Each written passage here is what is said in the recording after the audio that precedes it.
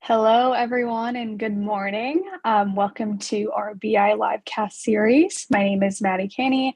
I work on our content team, and we are super excited to be here for our Women in Retail Marketing Summit happening. Thrilled to be kicking it off, and we've got a really awesome lineup of marketers slated to talk today. So before I get started, just wanted to say thank you to our marketers for taking the time to speak, as well as our sponsors, and of course the audience for taking time out of your day.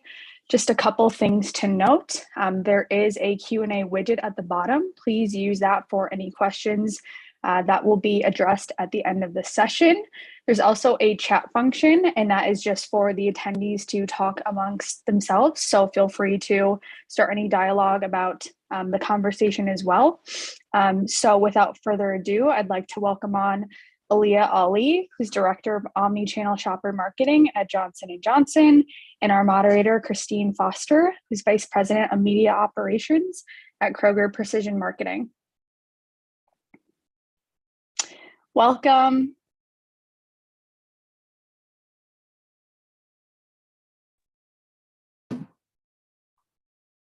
Hi, Maddie. Hi, how are you? Good. How are you? Good, good. So awesome to have you both. I'll let you take it away. Awesome. Thank you. Hi, everyone. I am Christine Foster, Vice President of Media Operations at Kroger Precision Marketing.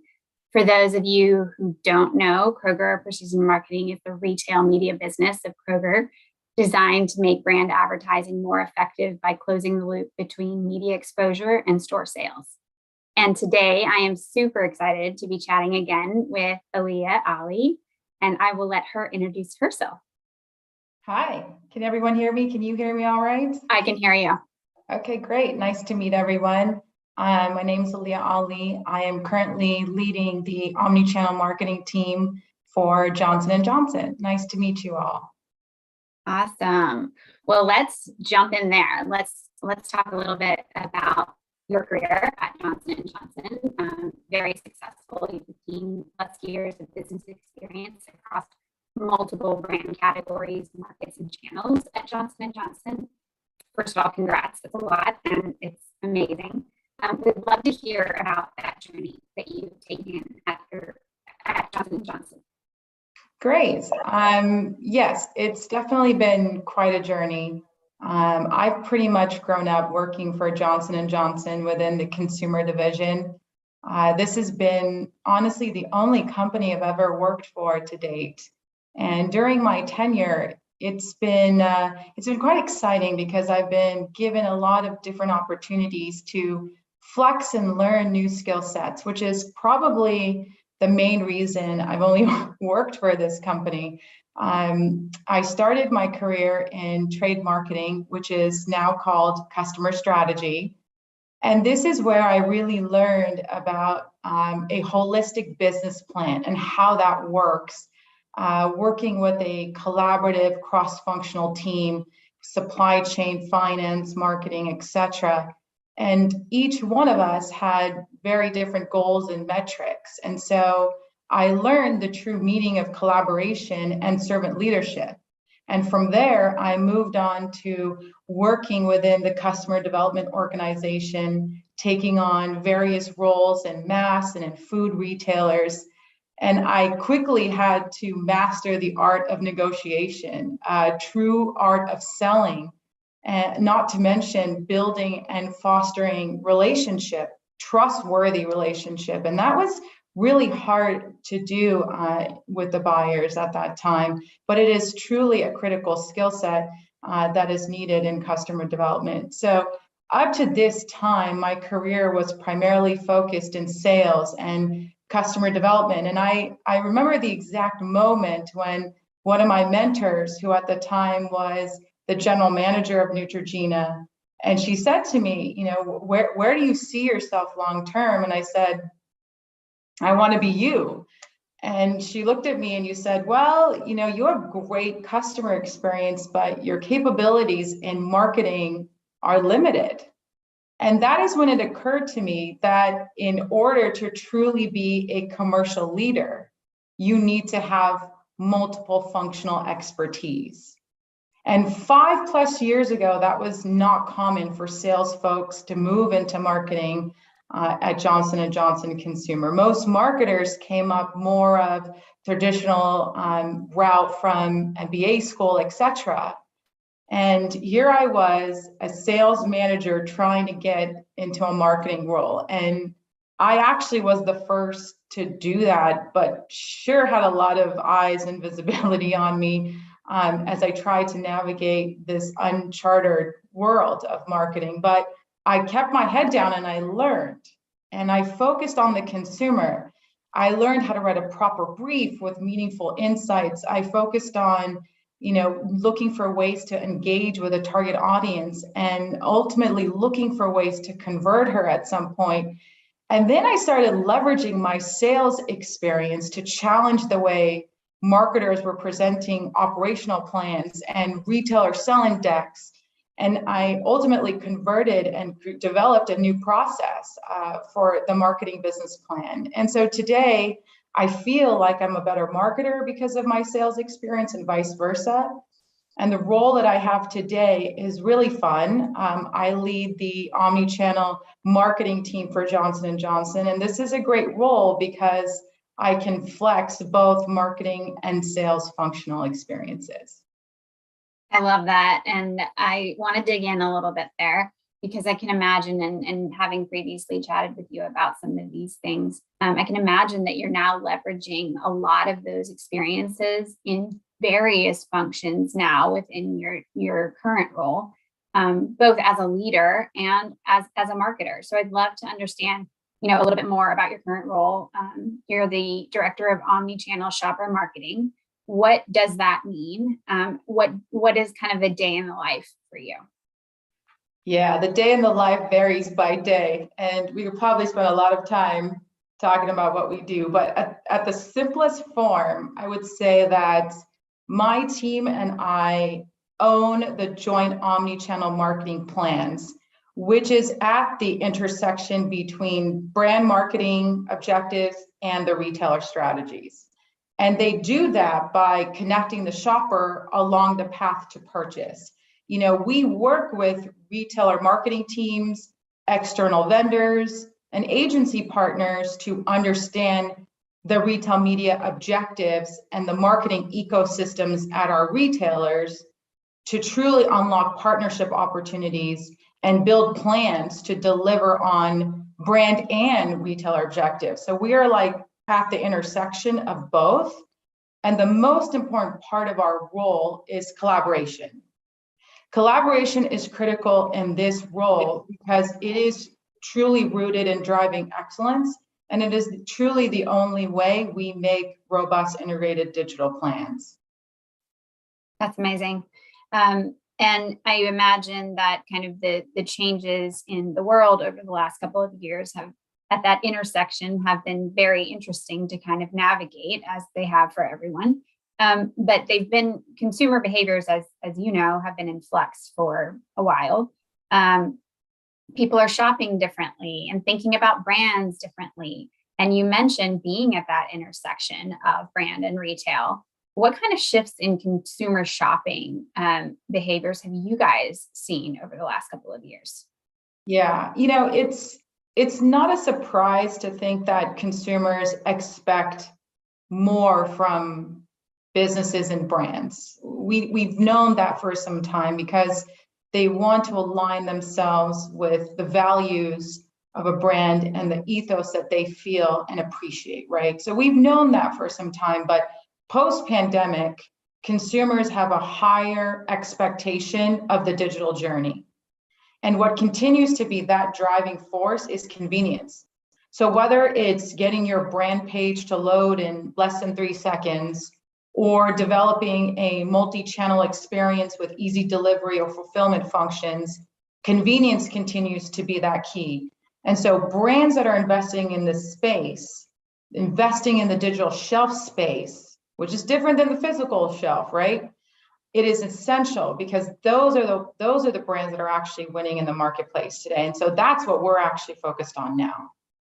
That's awesome. And definitely something we at Kroger are focused on as well is what kind of role does the digital shelf play in shopping decisions? And so I'm curious from your end, or from our teams work together, obviously, but from that perspective, what do you think? How do we meet the needs of the shifting consumer shopping behaviors and that rise of the digital shelf importance in shopping decisions?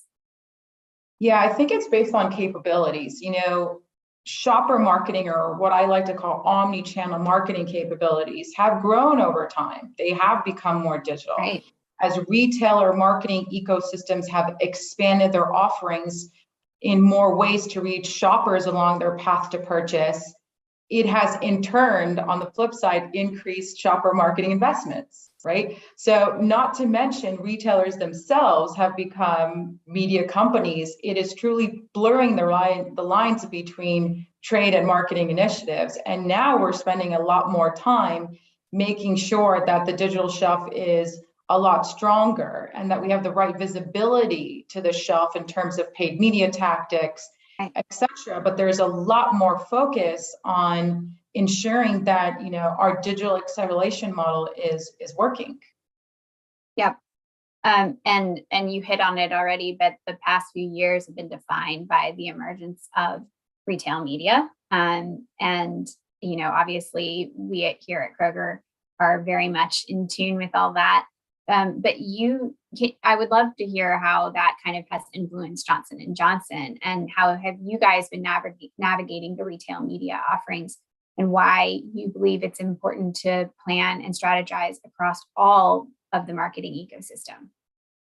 Yeah, it's really interesting because if you look at the Q4 earnings report from companies like Amazon and Walmart, which have basically disclosed how much their ad businesses have sold on their platform, it's pretty clear to see that the retailer media networks are a critical part of the future of retail. And I believe that it's really prompting retailers across the industry to look at their business model differently. And at Johnson & Johnson specifically, we are working towards evolving our digital first model. We are continuing to reevaluate our current process to free up more time for our teams to focus attention on performance measurements and optimizations. We are moving forward and looking towards a plan that is always on, that is more dynamic, with specific learning plans that have choiceful intervals to create and capture demand. This conversation is quite timely because we are working to create a much more agile operating model for performance marketing, as an example. And in order to really execute a truly integrated media plan, we need to strategize and plan across retailers, because it's only then can we capture multiple high-value audiences. These high-value audiences differ by channel. So your communication is going to look different at Dollar General versus an Ulta because of the consumer profile, the different shopping behaviors. So to really understand the go-to-market strategy by retailer is critical for brands, for our brands to understand, because that is the only way they're truly going to capture a larger audience and do it in a much more authentic and meaningful way for the consumer. I love that. And it really speaks to uniting kind of what could be a fractured experience overall. And I love that you guys are really putting that effort towards bringing that strategy together in a more holistic way. One of the things that we've chatted about is, the lines between brand and shopper marketing starting to blend a bit, right? And the shopper, the shopping experience itself is becoming more seamless. That said, challenges still exist, as we know. So where do you see marketing silos still exist, and how are you at Johnson & Johnson looking to tackle them? Yes, like many other companies, we do have traditional silos with marketing budgets, with trade and shopper budgets, etc. We do live in a matrixed environment, as many do. So honestly, this is still a work in progress for us. But we are moving in the right direction, I believe. We are looking for opportunities to address the need for better integration between brand marketing and shopper marketing. We are working to improve our integrated planning and activation process, developing new tools for our teams that seamlessly integrate the brand briefs with inputs from shopper marketing, earlier alignment on the right KPIs and metrics that matter, and working to clearly define the right DRIs to drive action and decision. Ultimately, we need to all prove the value of all retail media tactics to ensure that the dollar goes further. Where are we going to spend that one incremental dollar? That's always the million-dollar question. So performance metrics and frequency of in-market optimizations are becoming even more critical to understand so that we can make the right investment choices. Love it. You mentioned, and kind of hitting on that point, you already chatted about a performance operating system and kind of re-looking at what that could be. And then in terms of really driving that right value or the visibility into that value, I guess, would be the right way to put that. We know that first party data and retail media have created an opportunity, or at Kroger, we believe it's created an opportunity for brands to measure and optimize against new media tactics more effectively. But we've got to prove that out, right? And that's exactly what you're speaking to.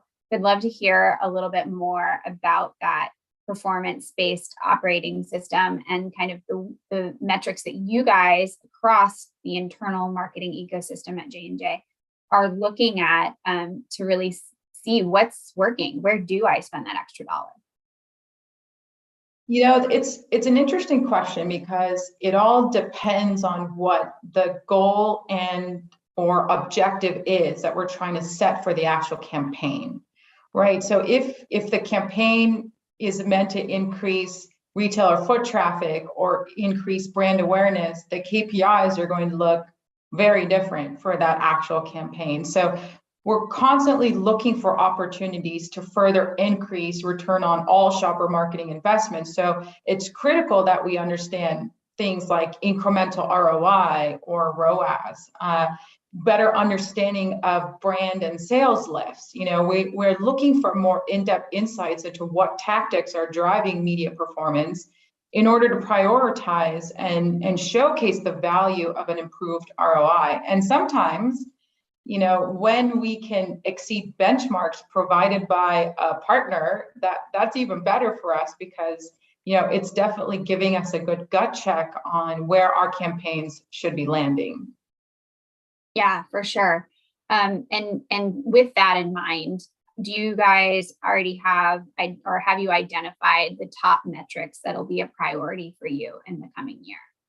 Yeah, I think incremental ROAS and ROI is probably going to be top of that list along with brand and sales lifts. We're always constantly having to evaluate the value. Like if we're going to put dollars in, connected TV versus programmatic banners, we need to be able to prove out the value in terms of the incremental sales that we received, but instead of prioritizing what that creative looks like, because creative is expensive, as you know. So it's a balance, but I think it truly goes back to the goals and objectives, for the campaign. At some retailers like Dollar General, foot traffic is really important. They want to make sure they're bringing in more households to their stores. And so that's actually a really interesting point in terms of like the retailers and the marketers on their teams also do a really nice job helping us and helping us develop those KPIs together, because they're also invested in ensuring that brands, are successful within their networks. So to kind of pull that together, it sounds like, working with the retailers too, as you bring that strategy together across the full ecosystem, really working with them on what is the metric that is important retailer by retailer in some cases, based off of that audience, it sounds like. That's great. And now we just have to make that all make sense to marketers, right? Because they value different things. No And small so, task, no small task. Well, I want to pivot a little bit and talk to you. I mean, obviously we could go on for days and we probably would, but we are on the Women in Marketing live cast. And so I want to ask you a little bit about your position and perspective as a woman, and how it's impacted the work that you've been doing in your current role within the omnichannel shopper marketing space and prior roles at Johnson & Johnson. I'd love to kind of understand how you feel like that has allowed you to have a unique perspective in what you guys do. Yeah, it's I kind of leverage the same perspective in my personal life as well as my professional life. I was raised by strong women in my life, my mother, my sister, my female mentors, and they kind of all have one thing in common, which is the ability to push me to be a better version of myself. And with all the teams that I've had, I try to do the same, push them to be better versions of themselves. And I continuously remind myself as well that I am a consumer as well. I was a teenager with mixed emotions and imperfections on my face. I was a new mother who Googled pretty much everything under the sun around safety of my child. I expected things from brands. And so what I tried to do is remind myself that there are shifts in consumer behaviors that change with a person's life cycle. And if we try to understand where they're coming from, we're probably going to have an easier job connecting with them. And so, I kind of try to root myself in things that, works for the consumer, root it in consumer engagement, but also leverage, this notion of being able to showcase, talent across the industry, push them to be a good reflection of themselves and get them to try new things, just as I try to do with myself. Yeah, that's so true. And I love that you put yourself in that space as a consumer.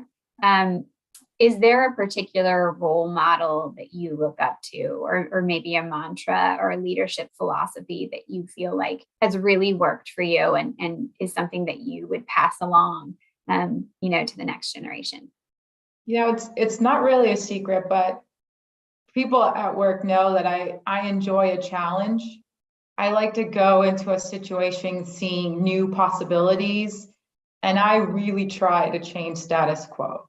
And many of my accomplishments in life are honestly achieved mainly because of determination or setting a high standard for myself. I was raised by immigrant parents who worked hard to live the American dream, and it's kind of fundamentally rooted in my backbone. And so I'm a firm believer that you need to work hard and try new things, no matter how uncomfortable they are, to get to where you want to go. And no one can do that except yourself. And I'm a firm believer that you're the only person that can get in your own way. So if you challenge you channel your energy into the outcome you desire, you will eventually get there. Now, the path may not look like the vision that you necessarily set out, but eventually it will happen. And so I would say that it's really important to have a good set of mentors as well. I find myself reaching out to a diverse set of mentors to talk to when I need a safe space to vent without judgment. And I find that their experiences also help me improve myself. So that's a little bit around, my mantra, I would say, or my leadership philosophy. It's change status quo and really challenge yourself to think differently, because you never know, the outcome actually might be better than you expect. You mentioned reaching out to a diverse set, and I key in on that point because I think that's so critical. It sounds like, it's been important for you, but I have thoughts on potentially why a diverse set of mentors, but I'd love to hear from you kind of why not somebody that's easily accessible or in a role that you, aspire to. Why a diverse set of mentors? I think it comes down to a different set of perspectives. I have mentors that are executives that are moms. I have mentors that are not within the industry, completely separate industry, but they understand the value of relationships better and can offer more perspective there. I like to have different mentors within marketing, within sales, outside of sales. I think the alumni network is also really critical. And so I keep in touch with Johnson & Johnson alums, that are no longer with the company, but still can provide me value of what they're seeing within their industry, as an example. And so I think just the variety of perspective is important, because there is no one path. And so they're able to offer a unique perspective. And so I would say if you don't have a strong mentor, that's probably something that you need to really spend the time to think about and get. Yeah, for sure. And then kind of talking a little bit about, I mean, you are an example of a really strong woman, have grown a great career. A lot of strides have been made for women moving into executive positions, right, over the last couple of decades. But there are obviously, again, still challenges that exist. So what kind of practices do you believe or that you would advise females who are maybe earlier in their career as they're looking to grow their careers? What kind of, what do you think can help overcome maybe some of the challenges that they may face in their career? Yeah, I would say better allyship and a strong support network is critical. More mentorship opportunities, even reverse mentorship. Like I have a reverse mentor right now that's teaching me. I'm learning a lot of Urban Dictionary words at the same time. So it goes both ways here. In terms of mentorship, there's a lot we can learn from each other, but we need to make the time to do that. We need to do a better job also at our own internal PR. Why? Because it's not always natural for us to do that. It's not always natural for us to share all the great things we're doing and say, oh, look at me. But sometimes it's really necessary for other people to see what you're working on and how you've made a difference and how you've impacted the business moving forward. I'm not saying do it all the time, but you need to be choiceful of when to actually turn on your internal PR so that there is visibility of the work that you're doing. We need to inspire and encourage each other more, by surrounding yourself with people that want to succeed, people that want you to succeed. That will actually help you grow and ultimately support your conquest for advancement in the future, because you will have that allyship that you have actually built over time. Awesome. And then kind of pulling it all together, right? Being a woman. What is a piece of advice that you would offer to a brand just getting started in omnichannel marketing and thinking about working with retail data? I would say, and this is going to sound real simple, but it's so important. Data is king. So make it useful, right? It starts with understanding your consumer. And in the world of retailer, the shopper. And sometimes it's not always the same thing, right? You could have a Gen Z as your target audience, but your retailer may have a set of an older audiences. And so finding that right balance of who is truly the person you're trying to target with any activation you're putting together, any modality as well, that's going to be critical. Invest in some new shopper or consumer work if you haven't. If you've got data that's 2 years old at this point, it may not be relevant anymore because there's been a shift in paradigm with the pandemic. So figure out what actually motivates your individual to make a purchase. And so even before you can get to solving their problem and their concern, their issue, you need to understand what she's looking for and why, and how she's looking for it and where she's going. So sometimes it's functional and sometimes it's emotional. And so finding that right balance of your consumer is really important. And brands that are winning in the marketplace truly understand the nuances, the differences, and the channel expectations. So tapping into retailer data is so critical because it's a wealth of information, right? It's a wealth of loyalty data sitting at your fingertips. So find it, make it useful to you, and target them in a way that is meaningful for them. For sure. And then the last question for me, and then if anyone has any questions, feel free to put them in the chat. We have one, and I will get to it in a second. But my last question is, what are the emerging marketing trends that excite you about the upcoming year? I think it's really interesting, the space when it comes to NFTs, the metaverse, people's shopping behavior broader than e-commerce is growing. You know, there's a lot of newness in terms of capabilities of augmented reality as well. You know, again, it goes back to the shopping behaviors. You know, you can actually not physically need to go into the store, but take a picture of yourself and see 4 different shades of lipstick colors now. And so this idea of frictionless commerce is growing. And so it's really exciting to see, you know, the possibilities of that. That's great, and totally agree. I will ask, so does Johnson & Johnson have plans to include measurement of business outcomes from linear TV and streaming investments within the retail media networks that you're working with?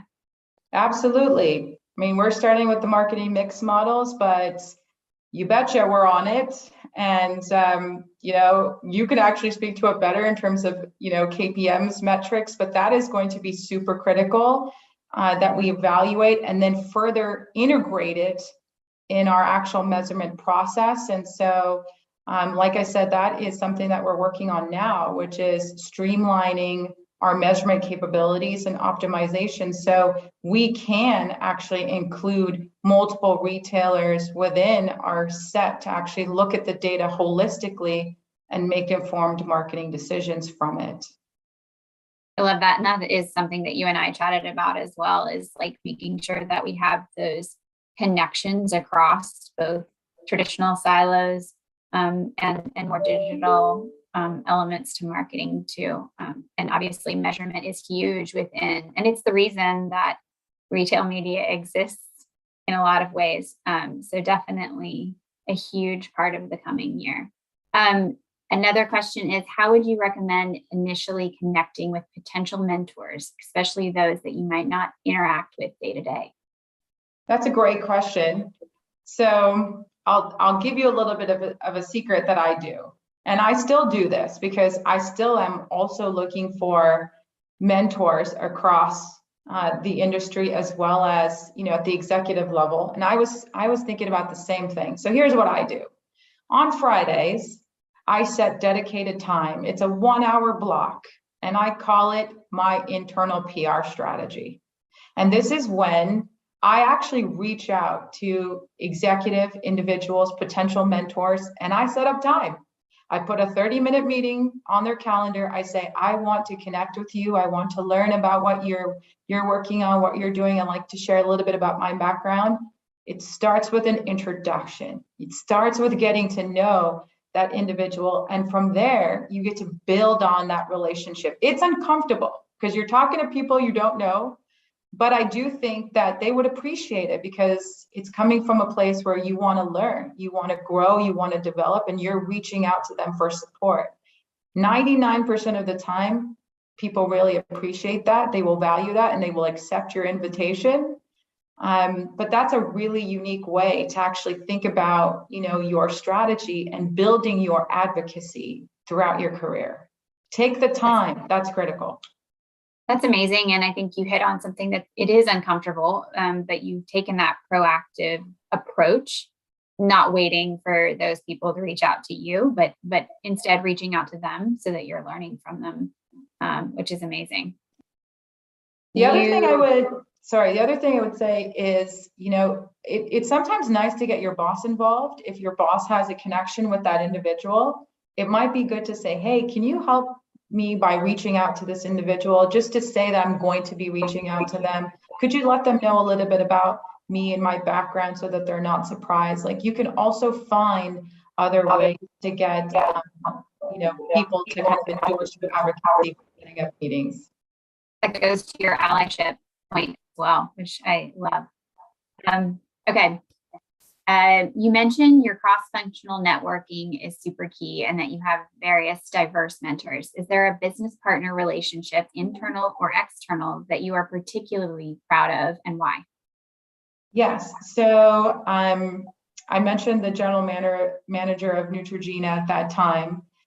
She actually moved on to be president, and is actually, now a J&J alum at a different company. And I still remain very close to her because she adds value into my life. She actually gives me opportunities to kind of vent, but then she's also very clear on her expectations, being part of the J&J network for so long. And sometimes, you get feedback that you don't always want to hear, but you got to take it because that's what feedback is. It's a gift, and you can choose to do something with it. You can choose not to, but I find having a set of, finance experts, supply chain experts, you can actually just go and talk to them about things that you may not want others to know, like, tell me how the GP works in this P&L, and not feel like they're judging you with questions like that. So it's really important to have cross-functional mentors that you can turn to also for business problems or situations. So critical. I love that. What accomplishment in your career are you most proud of, and how did this accomplishment help you grow personally or professionally? Sure. So when I was the senior brand manager for Neutrogena Sun Care, I joined the team with a very interesting perspective. I was a woman of color, and a lot of sunscreens at that time were really difficult to actually apply on my child because it was whitening. And it was a very uncomfortable situation at a pool because, she would jump in the water and then she would turn this paste white type look, and it was like, ugh, not great. And so I started researching, the brand ethos, and I found that all of our celebrity talents were predominantly, white Americans. And, I was trying to think about this huge population of, multicultural generations that were growing that may also have this type of issue.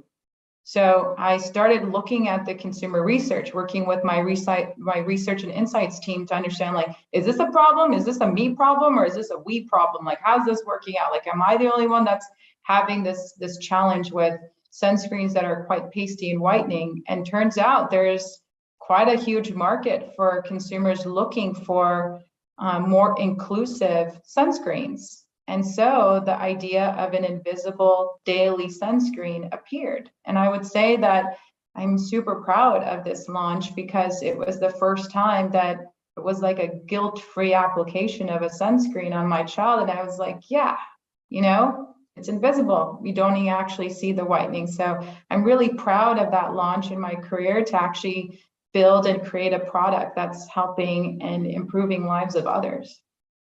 Amazing. And on that note, we have no other questions. Awesome. Thank you so much for the time today. Really have enjoyed this conversation. Me too. It's been great to get to know you better as well. And thank you so much for having me part of this panel. I appreciate the time as well to listen to my story and my background. And it's nice to actually give back to this great community. Aaliyah, thank you so much for joining us. You as well, Christine. And I just wanted to touch on your point that you had about mentorship. I have a mentor that I meet with bi-weekly, and I think it's really important for us women to kind of band together and find that. And to your point, I give her insights that she maybe wasn't expecting. So it's nice to have that relationship that's two ways. And so I'm really happy that you touched on that because it is very, very important. And I'm early in my career. So yeah, thanks for that. It was a great conversation. So thank you both so much for joining us. Really appreciate it. Absolutely. Have a good rest of the day. Thanks. Bye. Well.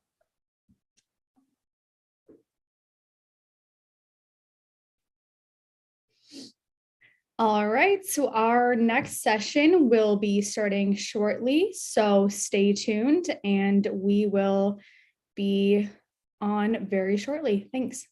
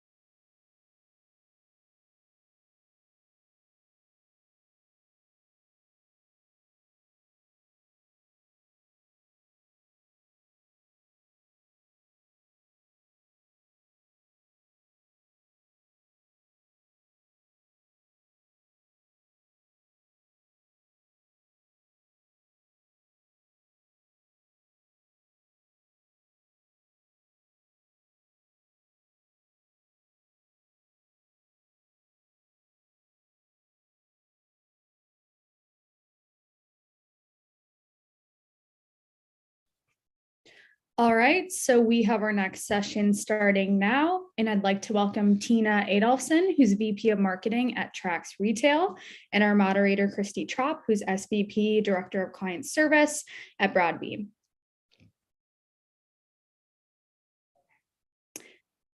Hi, how are you? I think you're on mute. That is the 2022 thing, right? We forget now. Absolutely. Hi, thank you both so much for joining. Looking forward to this conversation. I'll let you take it away. Thank you. Thank you so much, Maddie and Tina. It's great to see you live versus just chatting over the phone. So thank you so much for joining us today.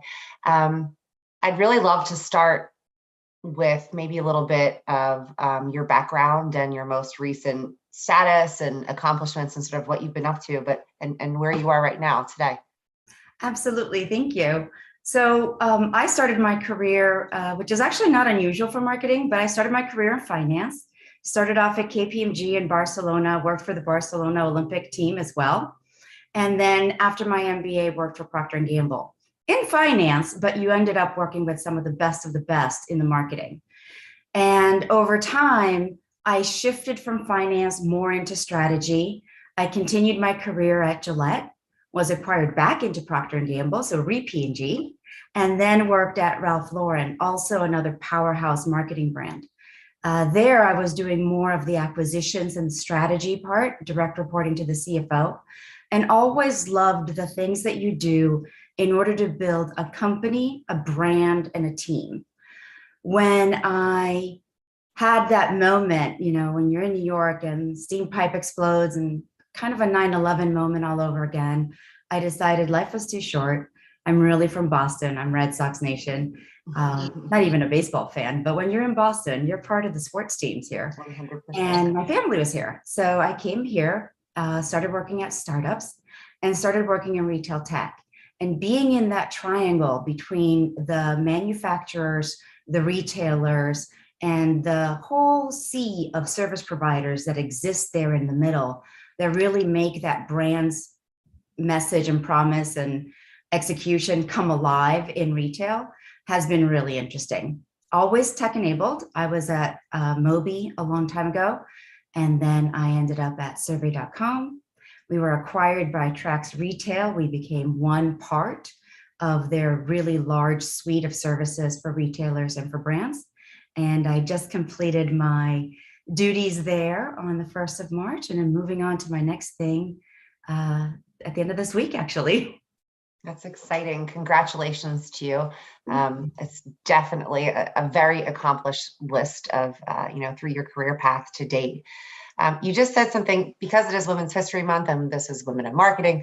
I wanted to maybe start off with a little bit of that angle. And you just mentioned something that sort of stuck with me in our prior conversations, and that you've always been in tech. And I know that that is an area that tends to be much heavier male dominated than female. And I love that you've been able to really push through and get to the place where you are in your career at this point. When we connected last week, you mentioned a number of very impressive and important female-focused professional groups that you either led or had an important role in growing. For example, you were the president of the Boston Women in Finance group. You're part of the inaugural group of Women's Sphere, and then most recently you became a part of Chief. So how did these groups really impact your professional growth, just as an individual and as a woman in the tech marketing space? Absolutely. That was really great question. And I loved having that conversation with you yesterday. It was really interesting because I had always grown up a bit as a tomboy. When you come in through finance and tech, you're part of the team, right? And it's not a pretty team. It's a boys' team. And I had never been a Girl Scout or a sorority sister or anything like that in school. In school, you're 50-50, right? You're half girls, half women. When you end up on those teams where you're like the only woman or one out of two, reaching out to those groups where you kind of feel like you're in that majority is important.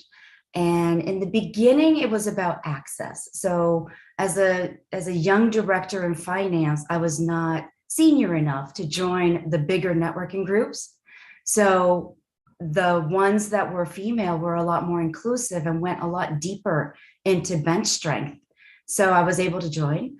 When I became president, I actually partnered. I was in a lucky situation where the leaders of the CFO leadership councils and the Boston Finance Executive Internationals group were friends and colleagues. So we decided to do events together because at the end of the day, sheltering women in a women's group only isn't the only way to support us.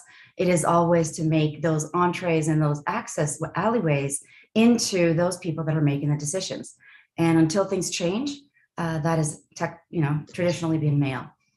When I then moved on to Women's Sphere, I continued that career, went to Ralph Lauren, was part of Financial Women's Association in New York. Women's Sphere asked me to speak at their first event. And after that, I actually joined them as their first biz dev person.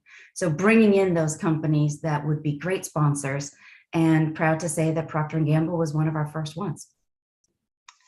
That's exciting. And then I just wanted to give a little additional nod to Chief. We spoke a lot about really how of late they've been empowering women at more senior and advanced levels of their career to continue advancing and help pave the way a little bit wider for those up and coming. Have you found that the experience with Chief most recently has been any different than the other experience you spoke about? So the Boston Women in Finance group or Women's Sphere, is there anything that's a little bit different about Chief than the other two? Yes. So what Chief has done is first is membership. So you have an application and interview process. So it's definitely a selected group of women. Every woman I have met, I have been blown away and impressed by. And then they have what they call the core group. So they put together women that have some similarities, lots of differences, geographically similar so that we could actually meet in person, which is great. While I appreciate the opening of the US and the world due to COVID and Zoom, I think we all long for those days where you can just have that conversation over a cup of coffee or a cup of tea. So that is part of the structure. And then they bring in an incredible amount of speakers that you can tune into live and be part of the Q&A or watch later at your convenience. And finally, it's very easy to put together a topic and do kind of, I call it intramural. So just the women themselves leading the group, leading the conversation, kind of creating it in, folding in what is important in your industry, in your function, in your area of the world. And sometimes it becomes something more important. One such group is corporate innovation. So innovation is something I've always been interested in. One of the women put it together. She works at Ernst & Young. She has been a professor at Berkeley. It's the best of the best. So it's almost like receiving the coaching or the guidance that you would in the C-suite of the Fortune 1000 from the best of the best consultants, the McKinsey's, Bains, and BCGs. And I was fortunate to have that at Gillette, but being able to have that and have it be custom to what is your needs in addition to your potentially your function's needs, your company's needs, your brand needs. That's it's great. very supportive, and that is the part that is different. Yeah, I think that's terrific. And over our handful of conversations, you definitely mentioned the different groups a number of times. So that really sort of stuck with me. It sounds like these groups and really sort of in effect networking within these groups helped you define the sense of community and culture that you wanted to build within the companies that you helped to lead. What would you say are maybe some of the most culturally impactful things that you implemented either at survey.com and Trax, or even back at, you mentioned so many great stories at P&G and Ralph Lauren, that maybe you found the most meaningful? And then how might you suggest others looking to make this type of impact on their company culture take that first step? Because I know it's like getting started is always the biggest challenge. So just sort of wondering how you got there. It is. So I always appreciated being at P&G. It really leans heavily on training, not just on your function, but just on things like time management, productivity, balancing your workload, leadership, communication styles, all of the hard and soft skills that it takes to be successful in a large company. And most of those transfer over into any size company, and as well as even your life, right? Some of your teams. So when I was at survey.com and it was a smaller team, it was around 30 people when I joined, one of the things that we quickly did was take the quiz of human intelligence. It is based on those interviews that are done at the highest level of C-suites in order to make sure that there's fit, usually done by psychologists. And so they took this one person's model and they said, you don't have to ask 50 questions in Myers-Briggs. You're pretty quickly, 2 questions in, that I'm pretty outgoing. You don't need to ask 3 more to find that out. So based on your answers, the questions change. And then you end up managing and looking at how you manage head, heart, and hand. So how do you behave? What are you motivated by? And how do you interact with others? And that was great, first for self-awareness, and then for awareness of others. And then as you build your team, making sure that you have diversity. So I was fortunate, by the time we got acquired, we were like around 44 people. We had around 11 nationalities. The founder was Greek, 3 other Greek people. I'm Swedish. I came to the US when I was 14. People from Brazil, people from China, all over, and India, Pakistan. And what that means is you come in there with a very diverse perspective, diversity of thought, diversity of experience, in addition to cultural, ethnicity, gender, everything else.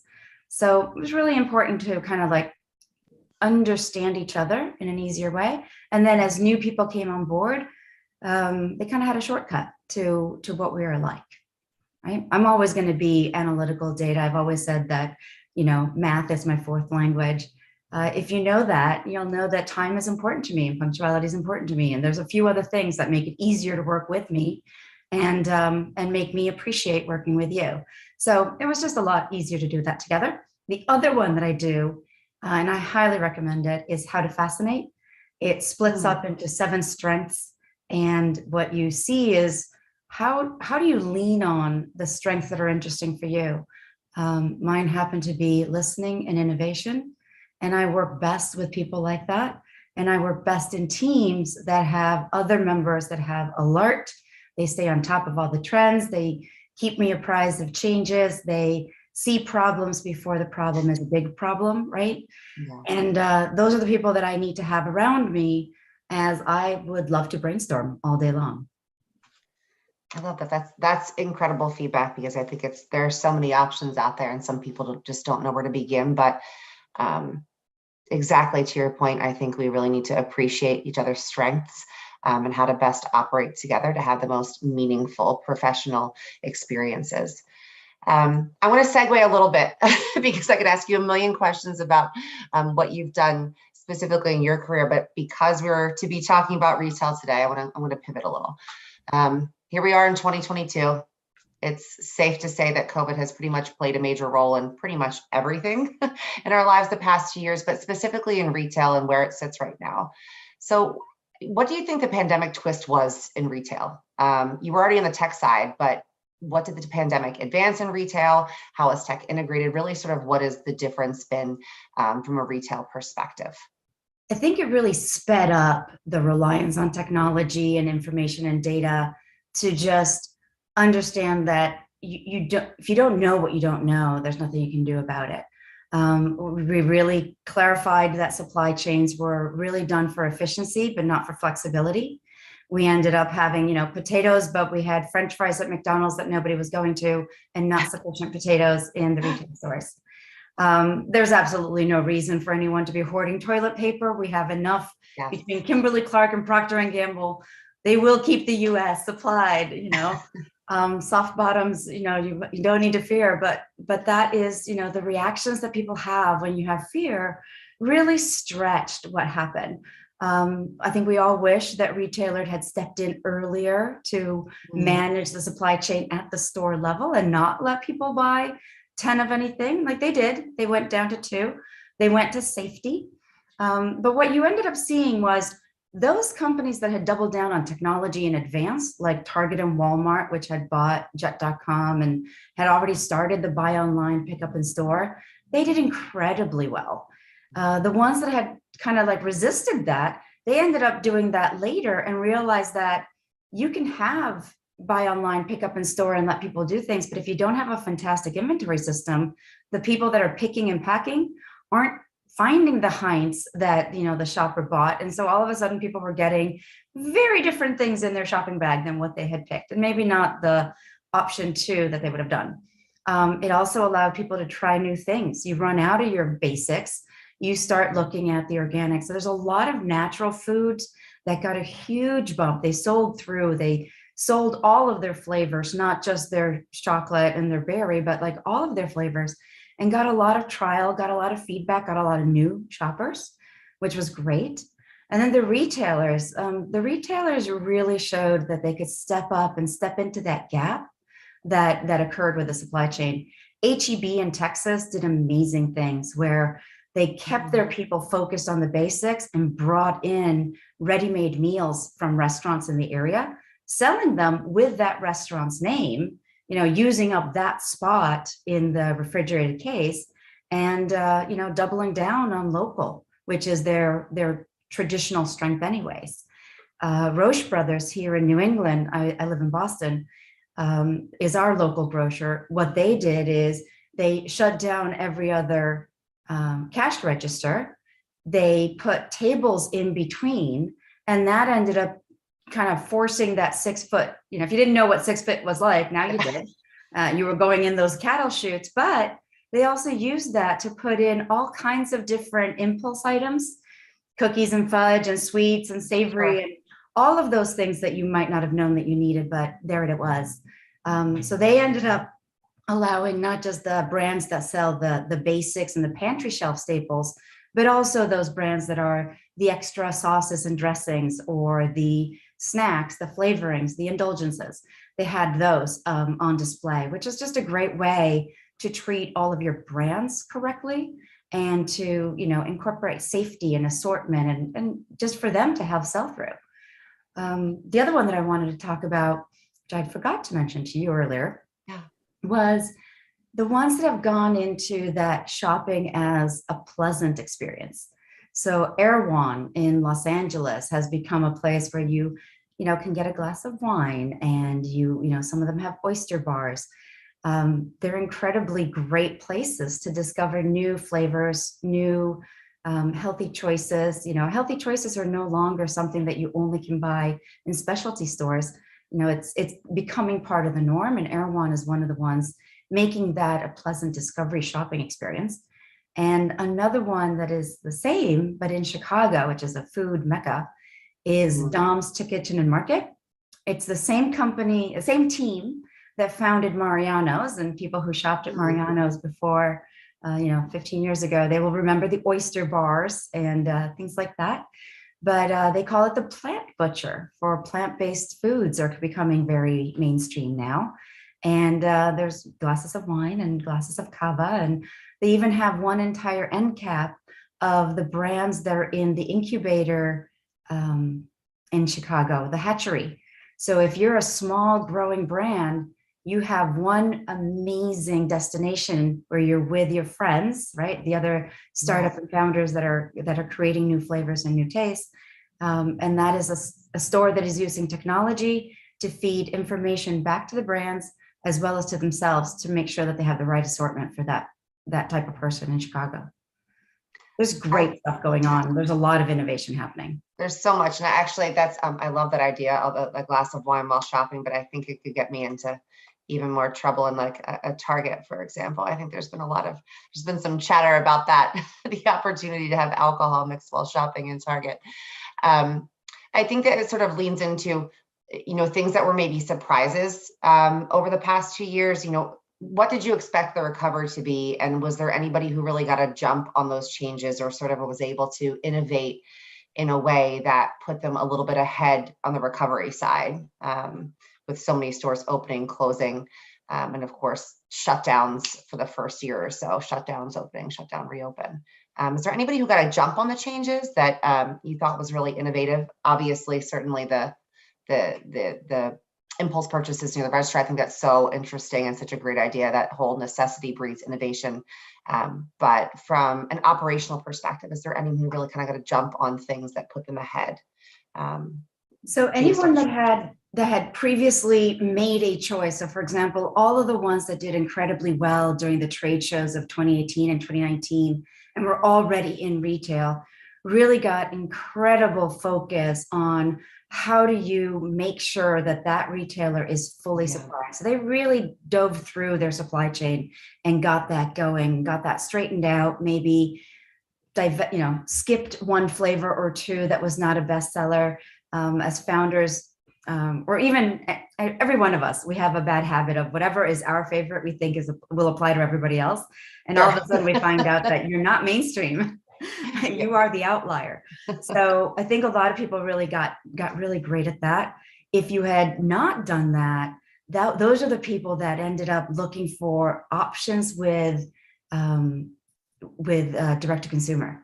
So that's where the people went to Sampler, which is a discovery box. It's exactly like Birchbox, but for other products. So Birchbox for all the women, we all know that it's a great way to get cosmetic sample sizes home or hair care, but now also food and, little things for the home and cleaning supplies. So you ended up with that. Anyone who was into subscription did quite well, where you just kind of subscribe and save and you get the replenishment. Especially people liked where the refill is a smaller footprint, like less plastic, more sustainable, and you have that one squirt bottle that you then replenish. One fantastic one is Mom Remedy, which is she was creating it for the kids. I love all the founders that create their products for their children, creating it for the kid. It kills the coronavirus. And so she was doing a mail order, direct to consumer. You got all of the products that you needed, and then you just replenish it with something that you mix with water. I think those are fantastic. And finally, the one thing that we have done with this whole having everything shipped to us is I think we've all seen a lot more corrugated cardboard than we ever thought we would see. And I think whenever there's going to be real advances in sustainability all through the shopping chain, so whether it is making a sample be in some kind of paper that is compostable, I think that's going to be a win, so that we're no longer just doing those Costco cut up the granola bar into 5 pieces and share them on this little paper cup. I think that's going to be a win. And I think if we can come up with something that is going to be better than the big corrugated box with the plastic wrap around the little item that I didn't really imagine could break, but maybe it could. Sure. In that case, I think that's where we really are going to get some streamlining. It'll be streamlining in logistics, transportation. It will be in just paper, corrugated, forestry. It'll have benefits all the way around. And at the same time as, COVID has done, the macroeconomic environment around the world keeps changing, whether it is not having food security or right now having brinkmanship in political science. We're always best off if we have flexibility. So the people that have brought flexibility into their marketing, their supply chain, and the way that they're keeping their retailers and shoppers happy are really the ones that are winning. I love that. So it's so true. So you mentioned a couple of really sort of, I don't want to say aspirational, but hopefully short-term aspirations for some of the bigger retailers out there. Who do you think is doing it right now from a retailer perspective, and why?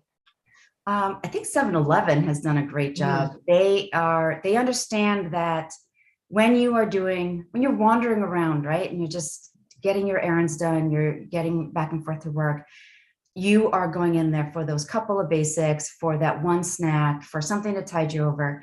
And 3-4 years ago, they started their Brands with Heart, and it's sips and snacks that are actually healthy, so that you have the choices that are beyond the basics. So it doesn't have to be an indulgence, maybe it is, but it's got less sugar, less fat, less chemicals, something that you might be really happy to put in your body.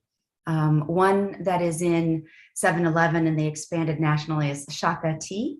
And what I really love about the innovations that are coming out of the, that 20, 30-year-old founder right now is that they put 3 things they love into one product that they hope that you love.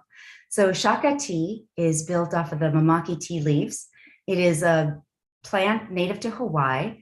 They first started with grants. It is the plant that the bees are most attracted to. So it's keeping the bee population alive in Hawaii. And it is an amazing set of teas. You can have it loose leaf or you can have it bottled tea. That's the one that is in 7-Eleven. I subscribe to the other one, to the loose leaf tea, bag tea. And it's an aloha, affordable price point, lots of great flavors, and something new and unexpected that is doing fantastically well. Husband and wife team, Bella Hughes and her husband Harrison, and they just got acquired by Hawaii King. So congratulations, shout out to them. Female couple founder and doing the right things. Another one that did the right thing and just amazingly well positioned, and I think I speak for all women that carbohydrates are great. So Mason-Dixie has a biscuit that is homemade, all clean ingredients. It does have the butter, it does have the flour. It's not gluten-free, but it is your indulgence. And for all of those people that want, a really great homemade meal, you can put that into the oven and have a fantastic homemade biscuit at the same time as the rest of your meal is done. And they have just done a fantastic job of expanding their product assortment. They have scones, they have breakfast sandwiches, and she lives her values. She is Asha Baliga, the CEO and founder, came out of the restaurant business, family did, and realized that the biscuit was actually the #1 product, not just the restaurant experience, and made it into a frozen. Frozen is tough. She's partnered with survey.com and now tracks, grown. Her partner is LGBTQ, is gay, and she is, proudly, respectful of his lifestyle choices. That's, like she says, that's not a lifestyle choice. That's my best friend and co-founder. And she has, in the midst of the pandemic, not only grown her business, but started a company or started an association called Project Potluck with 2 other co-founders. And what it is bringing attention to founders who are BIPOC, so Black, Indigenous, people of color. Amazing. And this past Expo West, to the credit of the team, Informa and the Naturally West Expo West team, they were highlighted. They were part of the, photo opportunity, panel discussion. How do you bring more inclusiveness into the food part? Just because that is, one of the key things where different cultures, different geographies are important. You have food insecurity in certain zip codes, and 3 zip codes over, you have every choice of farmers market. It's unfair. Yeah. And when you bring in different people's perspectives, that's when you start solving it. I love that. And I particularly love what you said about her living her values. I think as there are a lot of diversity and inclusion initiatives at even some of these larger companies, it's nice to see companies walking the walk. So I think I really think that's an imperative for moving forward in any space, but in some of the retail spaces as well, specifically for some of the larger retail brands that, again, there's a lot of press about their initiatives, but it's nice to actually see it pushing forward. And I love to hear that from a startup, especially one that's been successful in the craziness of the pandemic over the last 2 years. I actually have incorporated that. I think, most marketers talk about their marketing stack. Yes. And mine includes HubSpot, right? Everyone makes that first choice. I also include metadata.io just to put the right ads in front of the right people and segment. But what the combination of that allowed me to do is have data, right? I've always been the more data focused marketer. I was the finance person turned into marketing. And I actually include that in my segmentation. So due to just dollars, I had to, when I look at an industry, half of the industry doesn't count for me because it is either supplies like sugar, or they are, the restaurant industry or the cafeteria industry. So I'm really looking for those consumer packaged goods in food or many, many other aspects. But I thought I would focus this conversation on the food and bev. We can all relate to it, right? But I actually include that in my segmentation. So I have the female founders, I have the Latinx founders, I have the BIPOC, so that at the right time, I can bring that alive. As a B2B marketer, we very often sponsor something or acquire the ability to do, be part of an event. And some of the things that we get don't make sense for a B2B company, but it would be perfect for a brand. So I've very often been able to gift something. So for example, when Kroger, which also is a retailer that's doing all the right things for 5 years, have been doing the wellness experience, they had to do it virtually for 2 years. But one of the things that they had is a 30-second spot. Jewel is singing, it's all about wellness and heart health and mind, body, food is medicine, things like that.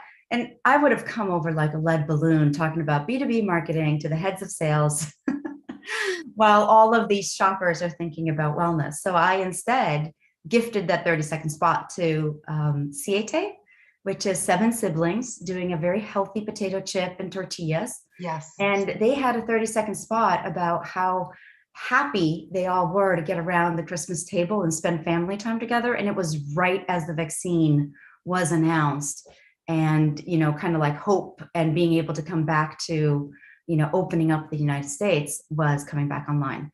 So it's great when the founders live their values. It's great when us as marketers can incorporate that into just how we make decisions. 100%. And I think that's something that's definitely evident in a lot of what you've shared, with us the past half an hour or so. And I want to be conscious of time. So I know in the last few minutes, I want to ask you, if you wouldn't mind, do you think you can make some predictions, sort of like what's the next big thing in retail? What will go away and what will be a big thing, at least from your perspective? Would love to hear that. Yeah, I think retailers have agreed that there's a lot of variety and diversity in their shopper mix. So healthy options are going to come in, allergy-free options are going to come in. All of that is going to just happen. And I don't think that we need, feet and feet and feet and yards of some of the basic products where traditional manufacturers have bought that shelf space. It's no longer necessary. I mean, if you are a traditional user and you always buy that same brand, whether it is Tide or whether it is Charmin or whether it is Dove or whether it is anything, that is the stuff that I think people will even subscribe and save on, whether they get it delivered to home or whether that's just already in your shopping cart, so that the feet of aisles that you're going through has a lot more variety and a lot more choice. So I think bringing that choice back down, right? Like I think retail in the future is going to be that blend of the curated, what a retailer chooses for their shoppers, and just the vast variety of assortment that we have on the internet. And whether that means that you shop the predictable stuff online and then just go in and discover things physically. I think that's one. Two, I think we can lose some of the packaging. I don't think we need to stand out on shelf with our packaging. Maybe we can do it with digital signage. Maybe we can do it with other information. There's some incredible stuff that is physical and digital coming together. And that means that the information happens on a screen. It can change in a second. And that eliminates all of that legalese that is in small print on your box. So I think that's going to happen. And finally, I think the average is going to go away, and people figuring out how to repurpose is going to continue to come into it. I think we understand that the earth is a limited quantity. It's a limited supply, and sharing is actually a much better way of getting to, whatever we end up in 100 years. I love that. And I think I've heard, whether it's been intentional or not, sort of like an underlying theme of sustainability, a lot of your answers. And I think that's fascinating from a retail perspective, because I don't know that we always think about just the sheer volume of waste that comes along with products on shelves. So I think that's really interesting. We have about 3 minutes left, and I don't know if there were any questions, because I could ask you a few more, but I want to make sure we save time for anybody else in the audience who might have a few, or if there's anything specific you wanted to make sure that we covered, that maybe we haven't. Tina, I don't see any questions in the Q&A. So one question that I'm often asked is, what do I wish I had learned earlier? And that is patience. I think we all forget that certain things take the time that they take. And while wanting to get things done and, GSD, get stuff done, it's not really stuff. We all know what we mean. Is an incredible advantage, both in startups and in corporate world. Too much of a good thing is no longer a strength. So bringing patience in to your desire to do well, to get promoted, to come up with the next new thing is great. And also understanding what of your campaigns worked, what pieces did not, and getting other people's perspective on it. I think having that team collaboration is always what I have relied on when I've been successful. And it's what I have wished I had when I felt like I was making mistakes on my own. I think that is fantastic advice, especially to some of the individuals who might be in attendees today, sort of trying to understand, like, what is it that I think that I've got all the things that I need to take the next step, but what is it that I need? And patience is really, I think it's something we could all use a lot of, generally speaking. So thank you so much, Tina, for that. You're welcome. And the other thing that people are actually surprised at is I built my team at Survey and Tracks Retail in 4 months with 8 people from Latin America. So the one thing that really, really changed for me with Zoom is the ability to hire from anywhere. I mean, I have a great selection in Boston, but when you start just being able to use that near shore 3-hour time zone and finding some absolutely expert resource and talent around there, you can build your teams really, really quickly in the future. The globe has become smaller, bigger and smaller. Definitely has. And I just saw Maddie pop on. So again, I know that we are held to pretty strict deadlines here. So I want to make sure that we're cognizant of that. Is there anything else from the attendees that wanted to get asked here? I know certainly you can reach Tina on LinkedIn. In fact, that's where I think we maybe first connected. But she has been a tremendous resource for me. And has so much experience and just wisdom, and really she's incredibly innovative and friendly. So I would encourage any of you that are sort of looking for advice in the retail space, and especially tech retail, just certainly reach out to Tina. She's been phenomenal. She's been a really great resource and someone great to connect with. Thank you. And there's nothing else I can say except Christy is all of that and so much more. Thank you, Tina. Thank you for asking all these questions. It was great fireside chat. Of course. So nice to connect. Connection, unfortunately. So I will step in and say thank you so much and have a great rest of your day. And I will bring on our last speakers, I guess, and hopefully Maddie can get back on to close out the show at the end of the day. Thanks so much. Bye, everyone. Thank you.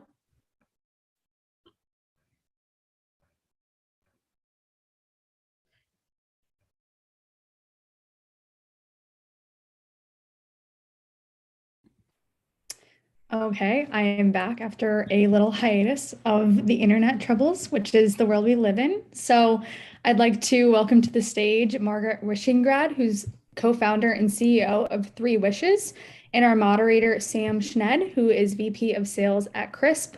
Hi, welcome. How are we?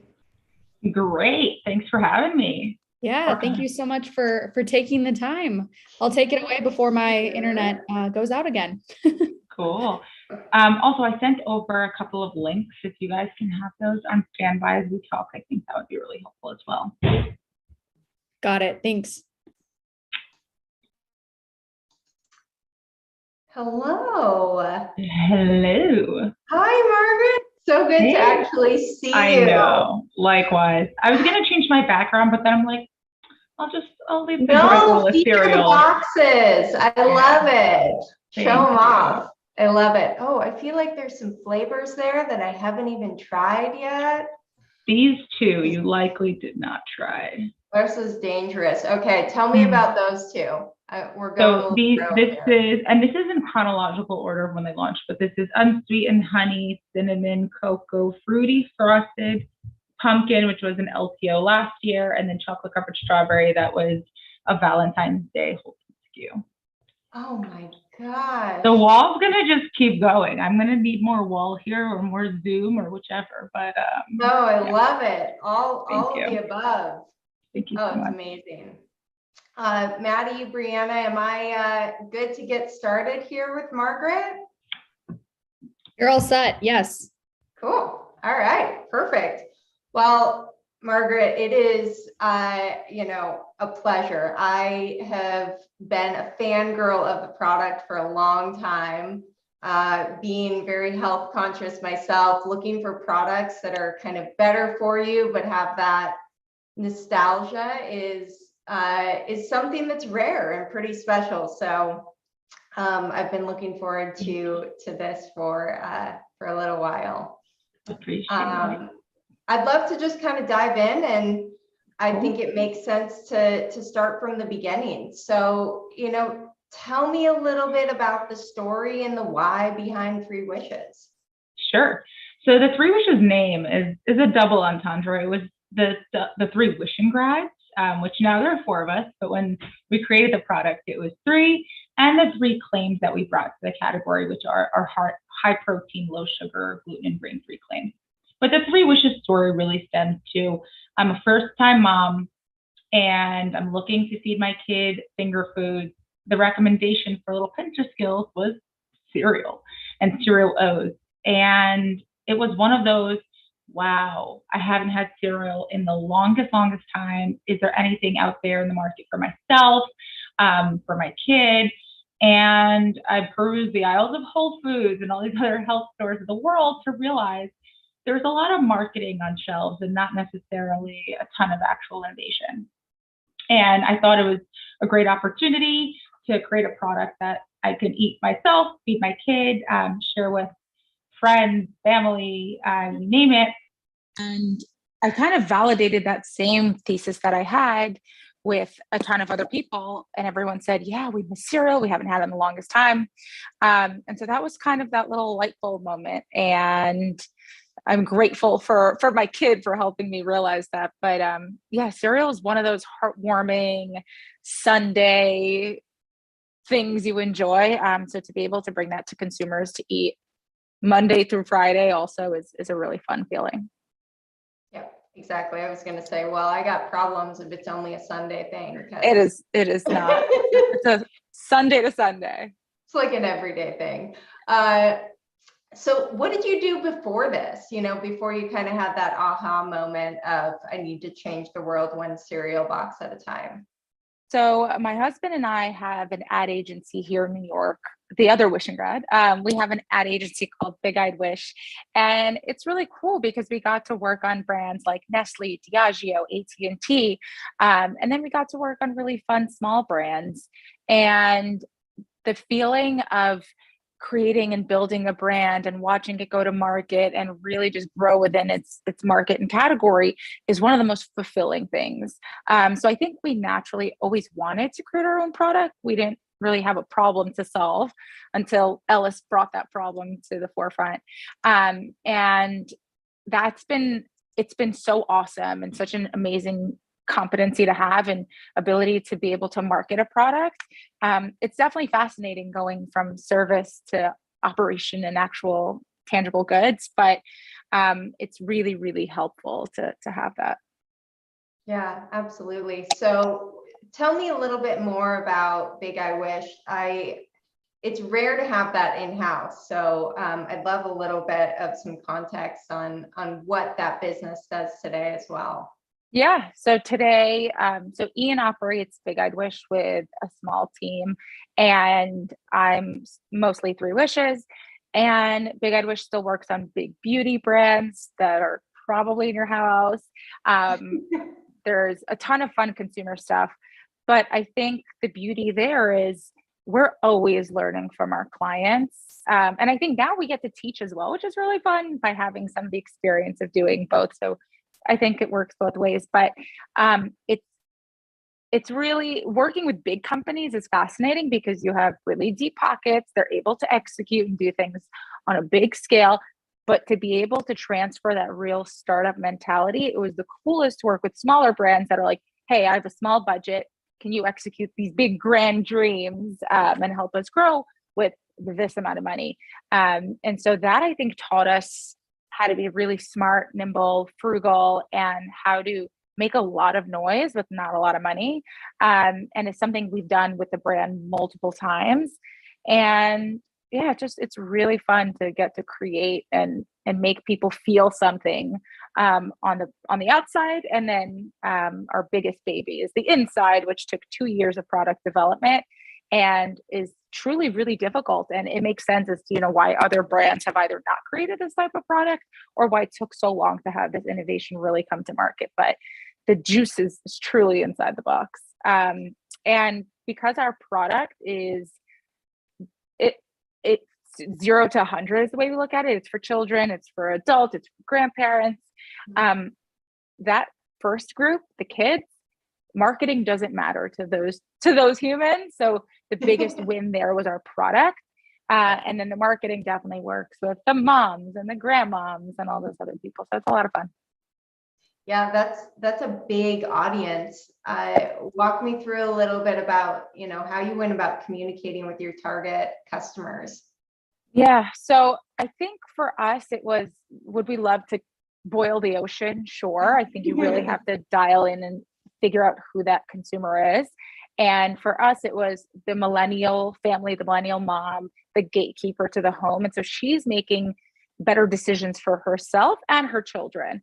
And so it's really interesting. And this is where it gets into like the forensics of how we communicated on our box.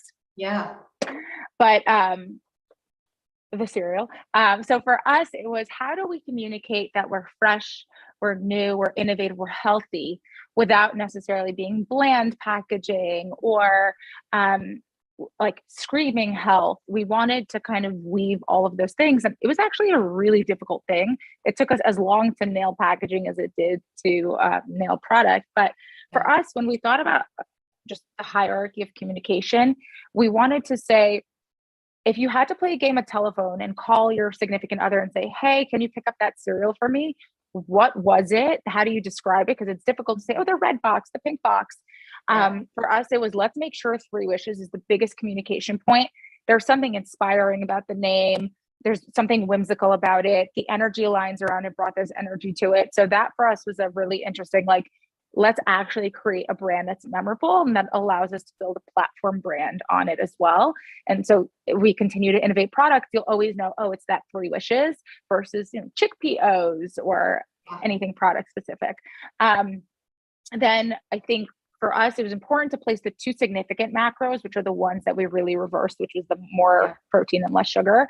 So we kind of wanted to nail that twice. So whether for you, the claim of more protein was significant or knowing that it was 3 grams of sugar, that was a little bit on that.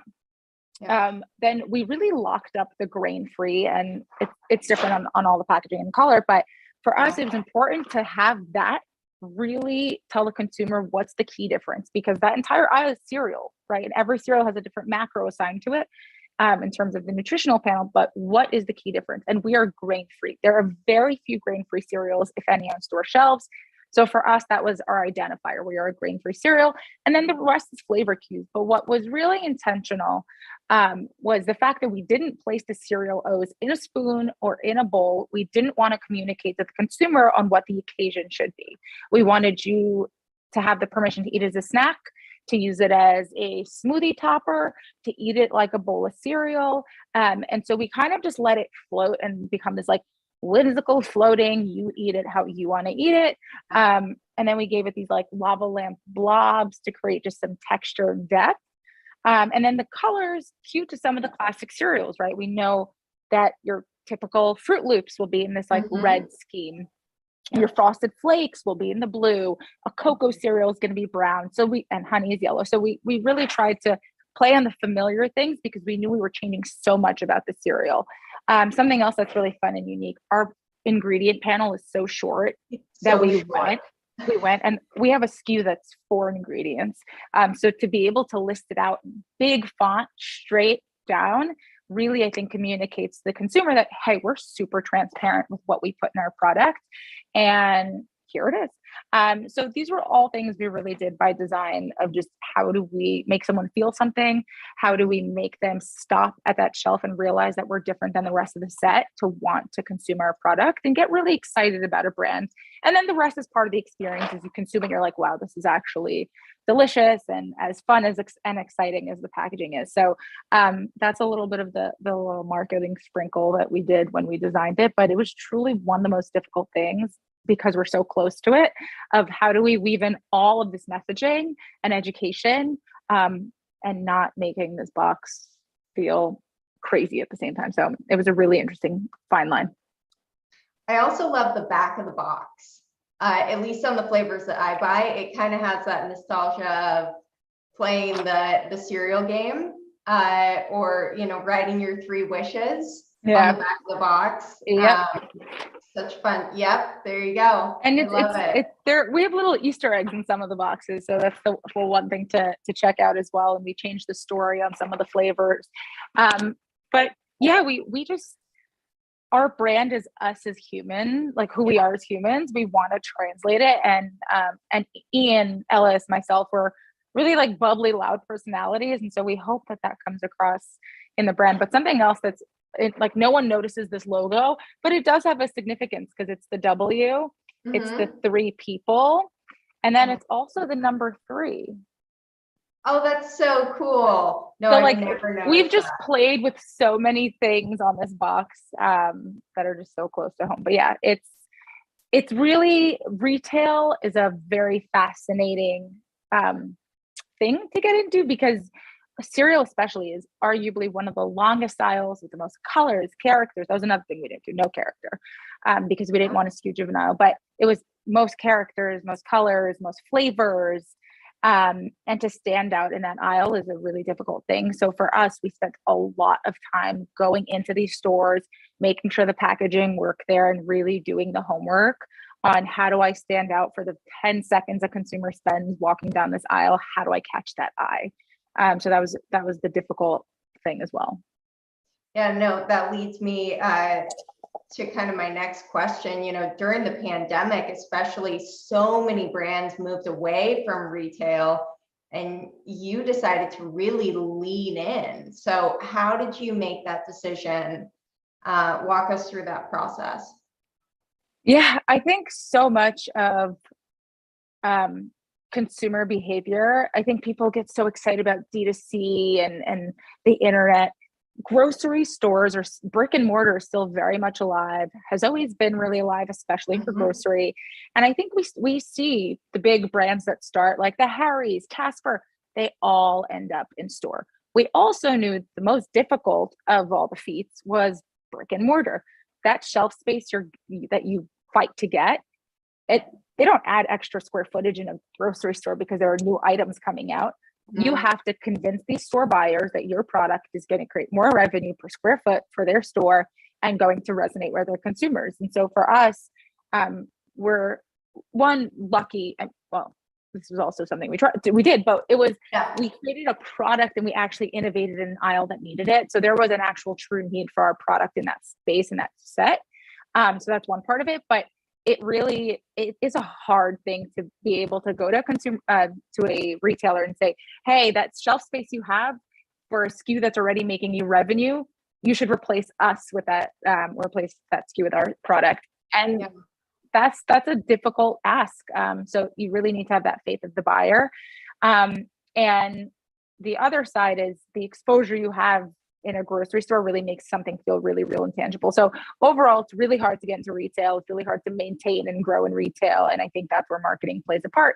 But the pandemic was a really interesting one because I think where people started to think, oh, no one's going to do discovery in stores anymore. Everyone's going to sit at home, which is true for those couple of weeks that things were really locked down. Yeah. That was also the perfect opportunity for us to be a very supportive vendor when other brands are not on shelf or not restocking or having shortages on supply.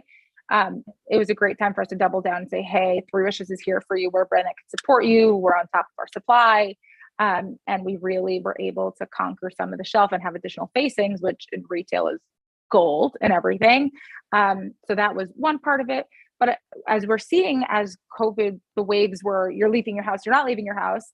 The same thing happens in retail. And so we wanted to be there for that roller coaster. Now that everything's back, we have those extra facings, which is a really nice, it's a nice to have for sure. So doubling down on retail has really proven well for the brand. And I think cereal additionally is one of those items that you don't really want to wait to get in the mail. It's something that you want to go experience, pick up, and it feels like it makes a lot of sense. I think when you think about some of the retail or things that really did well at D2C versus retail, it was a price arbitrage. And it wasn't like we were coming out with a cheaper cereal. We were coming out with a new and innovative cereal. So it made a lot of sense to be on store shelves too. Yep. So how negatively or positively were you impacted by the pandemic? And now that that's kind of shifting, how are you making any changes in your business? Yeah. Breakfast was a category that ended up doing really, I always feel terrible saying anyone did well in a pandemic. But you now had more than ever, more kids at home, more parents at home, and no one's really rushing to get out of any doors, and people still have to eat. And so I think the first couple of weeks of the pandemic, everyone was resorting back to their pizzas and their comfort foods because it was a really weird, troubling time. And then people realized life is going to be like this for a long time. So get back to your healthier habits. And I think that's when they started to look for, how do I now consume something that's healthy and I can enjoy and I could do quickly and feed kids, it's inexpensive. And I think all of those different things really help lift cold cereal. So it's a really great time to be our product and to be available in retail and to be available online. And the other thing we did during the peak of the pandemic was we relaunched our website to be a really seamless shopping experience within 4 weeks. So we really wanted to make sure we were there, whether you're brave to go to the store or whether you're online and you're shopping there, we were where the consumer is. And that also proved to be really well, help us really well. So I think overall, we made it out on the other side well. And I think now it's just more about how do we continue getting deeper and becoming a household brand and having, if you're not familiar with us, how do we target that consumer? How do we resonate with that consumer? And how do we get them to become brand evangelists? Yeah, that's an interesting, I would love to hear how you're approaching that subject of becoming a household brand. What's the strategy behind that? So when we set out to create Three Wishes and we had to create the strategy of how do we go to market, how do we resonate with the consumers that we think are our consumers, we knew that the healthy consumer was bar none the best one for us to go after. They're more inclined to buy a slightly more premium priced product, and they're probably looking for a product like ours, right? So we decided our strategy out of the gate when we thought retail specifically was, let's do natural and go really deep in natural. And it was get to Whole Foods, Sprouts, Wegmans, the Fresh Market, Fresh Time. You could think of any store with fresh natural green in it. I'm sure we are sold there. We're probably there. And yeah, I mean, that for us was like, hey, we know our consumers are here. Show them that you have fun, exclusive flavors, show them a variety of products, and really make sure you communicate to them first and foremost. I think the rest starts to trickle down. And once you find those people that are influential in their little communities, and that doesn't mean an influencer, that can mean a mom that has 5 friends that she loves to share what she buys for her kids. And that's, 5 people that know 5 people that know 5 people. And so that consumer for us, we knew started in natural. So we've really, really focused on that as a channel. And as it starts to get wider, then it's just more distribution and knowing, hey, we're now in this geographic region.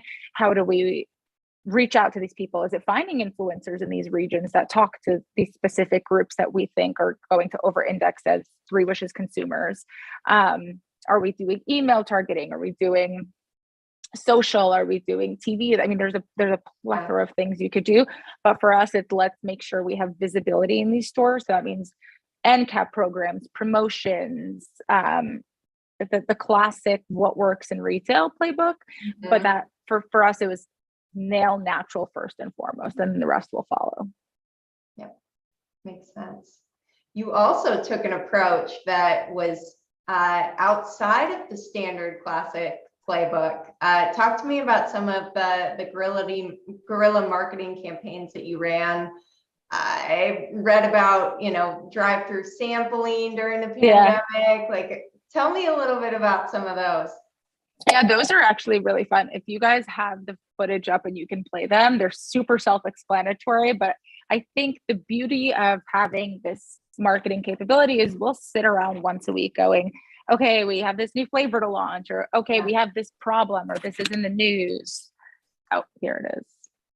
So I'm making a sign.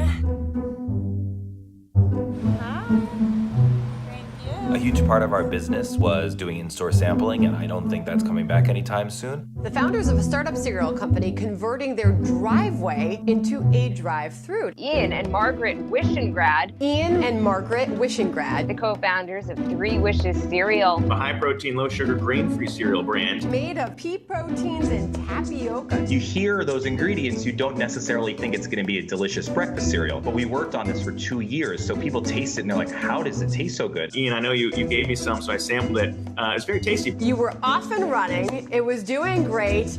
And then coronavirus came. Ian turned to me and he was like, well, we have a U-shaped driveway. Let's just host it in our driveway and serve our local community. Thank you so much. Great. Thank you. And if this is the new normal, we'll figure it out and we'll be okay with it. Yeah, so this one was really fun and interesting. So here we are, weeks into coronavirus. We're a brand that just launched in retail. We can't do demos anymore. How do we get consumers to give this new brand a shot?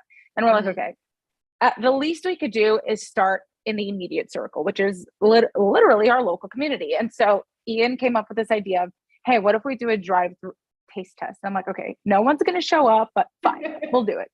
And so paint the sign, stand in the middle of this driveway. And I think there was so much exhaustion around seeing this horrible news cycle, which is like another day, more hospitalizations, deaths. It was devastating. And I think it was a really perfect opportunity for small brands to tell a story of, hey, how do you survive this really weird time for businesses? But yeah, so we did this drive-through. We had this really fun turnout of local cars that were just like, I need to get out of my house, do circles around, and happened to drive in. We served them some cereal. Some of them became Three Wishes consumers, which is lovely. But what we did is we just created that content. We took it to our local paper here in town, and it just started to circle. And the next thing you know, it's on Fox National News. And you learn that people all over the country eat cereal too. But it was our biggest sales day in company history. And within seconds, probably to this day, within seconds, you just see these orders online rolling through. And I think it was because we decided to talk about something that was really topical in the news, which was drive-through testing or coronavirus, or just being a small business. And we created something that was worth talking about. And so that cost us literally the cost of paint and paper, and it was it. And it just took off. And I think that inspired us to continue doing these really fun things around the brand that, one, give us an opportunity to share our story, to which is so much of it, because people want to buy from people. They don't want to buy just things. And so having the ability to say, hey, we're a family, we created this product, we worked really hard to demo, and now we can't demo, and this is what we did to be really creative about it, I think demonstrated a lot. And it was a really fun little thing that kicked it off.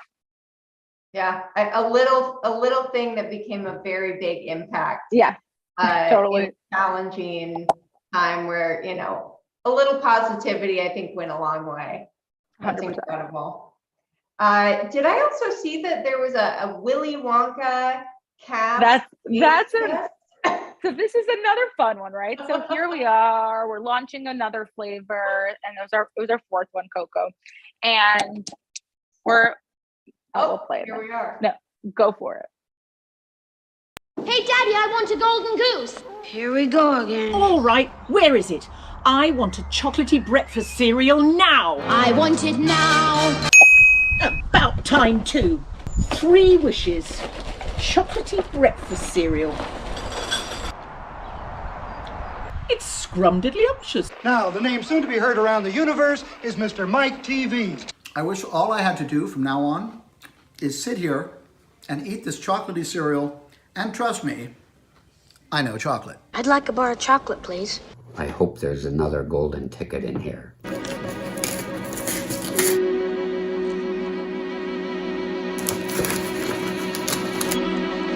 More protein, less sugar, gluten-free, and a great chocolate taste. I'm thinking this could be your golden ticket to a healthy breakfast. I wish I had thought of this. So those are all the original child stars that were in that OG Willy Wonka. And this is a really fun other challenge, right? So we're sitting here, we're like, okay, we got to launch this cocoa flavor. How do we tell people it's actually a delicious cocoa taste and they're going to love it? And we're all like laughing. We're like, what if we got the original cast of like Willy Wonka to go and endorse this product? And it turns out it turns out the entire cast wants nothing to do with being child stars, and they were so difficult to track down. And so Charlie is now a veterinarian in upstate New York, super remote. And Veruca is a grandmother. Her name is Julie. She is in England, sweetest grandmother. I love her so much. And then Mike TV sells real estate in LA, and his name's Paris. And we just put this on we're going to do this and accomplish it. We tracked them down. We called their workplace. We found ways to get to them. And we're like, look, we created this new breakfast cereal. We think it's delicious. Can you give this a chance? If you try it and you think that this product actually is delicious, will you record a video for us endorsing the product? And then we didn't even know that Veruca, or Julie, was going to do this in her like original Veruca dress, or it was just so fun. And I think they were so excited to help this small growing brand that was just doing something really fun and interesting during another crappy wave of a pandemic. And it's so awesome to just have like the camaraderie of the world. And it was the most heartwarming thing. But for us, it was like, how do we get this really fun, during another bad news cycle, how do we get this really fun feeling around a new launch of a product, around a flavor? How do we hit nostalgia? And that's what that did. And then that went out and went through some fun different TV circuits also, and played in some places and got some brand pickup, and really helped launch Coco. And I think the brand left such a like fun mark on their hearts that Charlie, or Peter, later on went to Wegmans, an account of ours, and like took a picture next to the cereal. We sent that to the buyer. They were so excited. And it just, I think as many people as we can bring into the brand and just hug with our cereal selves, it leaves a mark and really makes an impact. And I think bringing that personality to the aisle is really what has made us stand out against the rest of the crowd. Yeah, absolutely. But it leaves a smile, right? Like it makes you kind of smirk. You're like, that's so cute. I know. And that's all I can ask. Oh my gosh, I could have never thought of that idea, but it's the most brilliant idea that anyone could think of. Of course, you're going to have them taste test it. Totally. Of course, you're going to have them promote it. I mean, they're the chocolatiers, right? That's it. I love it. We also tried to get Augustus Gloop, who is an accountant in Germany. He wasn't into chocolate cereal. No, he's pretty scarred from being Augustus Gloop, I think. So that we missed that one. Oh my gosh. I gotta give it to you. It was a bold move to launch a new flavor, new product in the midst of a pandemic. I mean, walk me through that process and kind of decision, because it was bold. Yeah, I mean, most of our flavors launched in the pandemic. It's just, we just decided to bring who we are to our consumers, to our buyers, and we're just really lucky that we have a great product that resonates with people. And I don't know if this is by accident, by design, but it's a brand that people seem to love and have a lot of heart for. And that's all we can ask for, is that we just continue. We have a promise that we'll continue delivering great product that aligns with all of our brand values. And we hope it just continues to resonate with people the way it has. Amazing. Well, if you don't mind, I'd love to shift gears from the brand to talking about you. Yeah. You're like, yeah, let's do it. You're a powerhouse, co-founder, CEO, you're strong female. Any pros, any cons? I mean, what challenges do you face in that role? So many pros, so many cons. Most days it feels like most pros, because I think any entrepreneur, if you focus on like, everyone always asks like, oh, have you had any failures? If I even took an iota of brain space to just store failures, I don't even know what would have happened. Yeah. So I think it's like you learn to just let it roll and keep it rolling. But I think becoming a parent was one of the most eye-opening experiences, and learning how to differentiate between something that's a real problem and something that's just like minutia. That taking that same principle to a business is really helpful. I think that skill of multitasking, of prioritizing, that's been really, really helpful. But yeah, I mean, there's a million things. It's so hard to be a parent at home running a business with 2 kids. There's so much mom guilt. There's so much things to deal with as a female founder. I mean, I was reading these crazy statistics about how small the percentage of businesses that are female founded get like what the investment side looks like. And especially if you're a minority female owned business, it's just really, really heartbreaking. But I think it takes that same perseverance that when someone decides to become an entrepreneur, it's that same like, all right, I could do it. I got this. For me, I knew it was, I'm here the immigrant is here to change breakfast cereal, which is ironic, but we'll take it. An American breakfast. But yeah, I mean, I grew up, my parents, when they came here, I grew up eating junk food, didn't know any different, had McDonald's. I became really healthy when I was in college and realized you can't eat like this. And then as I continued to evolve as an adult, still a super healthy consumer. But for me, my mission was, hey, I'm here to create and transform what the breakfast table looks like in the United States. And there's truly nothing that can stop me from getting there. And I think sticking to that same mentality and taking all of those no's, the amount of times I've gotten no's from co-packers that I would call, and they're like, yeah, Toots, that's a great idea. Sounds like a cute hobby. And I'm like, no, I'm really going to create the cereal. And I did it, and I didn't have to work with those people. Or the co-packers I would call, and they're like, okay, great. We spoke to you about the product, but can you put your husband on the phone to talk finances? And I'm like, really? That's interesting. Wow. Never worked with them, so that was fine. But I think look, I surround myself with the most incredible vendors on ingredients, on co-packing. And I think the most important thing to remember is we're all just humans, and what we do at work is work, but to just be there as people. And I know everyone's birthdays, their kids' birthdays, their favorite flavor of ice cream. And that I think is what changes relationships and is most important. So I utilize that, and I'm just friends with everyone that I can make friends with. And then the rest is just a good time. We make cereal. We happen to make cereal outside of being friends. So, yeah, I mean, the pros are it's really hard to create a food product, and you find a way to do it because you are an entrepreneur. So that's it. That's really, I think, the long and short of it. Yeah, you said something that I think became very relevant over the past couple of years, especially for women and with children working from home and trying to, hold these positions, this founder position, entrepreneurial CEO.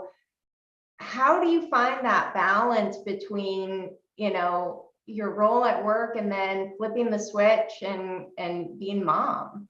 There's no switch. No switch. They all bleed into each other. I mean, my kid had a book exchange thing on Friday, and the teacher's like, "You're the only parent that didn't bring in a book," and I'm like, and it happens, and it happens to everyone, and it's not just the entrepreneurial moms that it happens to, and it's okay, and everyone makes a mistake, and it's that same way that I throw the other mistakes on the work side, you have to throw the ones on the mom side too. And it's really hard. And there's a lot of guilt. And sometimes my kid will walk over and say, Mom, can you put your phone down? Can you stop working so you can play with me? And it's hard. It is really, really hard.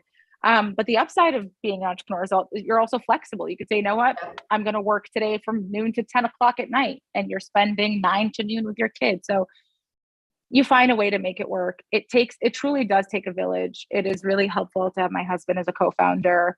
And we juggle these children all the time. He's doing a call while driving to pick one up, and I'm on a Zoom, and you do it. I mean, one of my favorite stories was, this is when kids were still at home before they went back to school. We had a buyer meeting with a retailer, and it's on Zoom, and we're doing the meeting, and all of a sudden I hear my kid in the other room yelling, Mom, I have to poop.